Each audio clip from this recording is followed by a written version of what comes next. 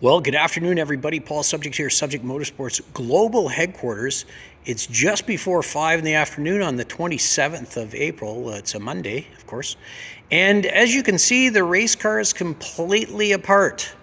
So we finally decided that we couldn't live with that leak that was happening. We did a pressure test and it just kept leaking down in the system, losing pressure. So it wouldn't hold pressure at temperature, so we decided to pull the water pump housing and the water pump out to see what the problem was. And of course we prepared, which is why the car is all completely apart. The back wing is off. You can see the wing over here. The muffler is off. The alternator is out. The oil cooler system is out. I drained the brand new oil that I put in the race car.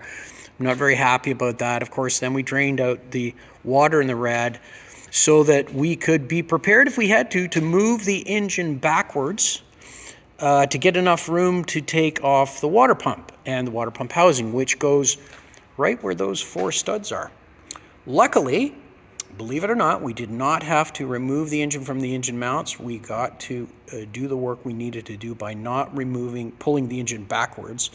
I was prepared to move the engine on the engine crane and move it backwards. And so the offending piece is right here on the lower portion of the video right now. So you can actually see the water pump itself in the top of this image, and you can see the water pump housing down here. And the problem was there was no gasket between that surface area you see with the opening and the 3 bolt holes and the actual engine block.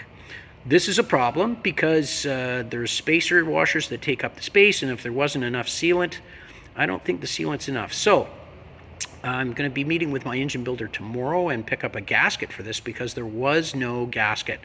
I think that's the problem. Because there was no gasket, there was nothing to squish down on, even though there was lots of RTV Ultra Black there. So luckily the gasket on the water pump housing is fine, so we will reuse that.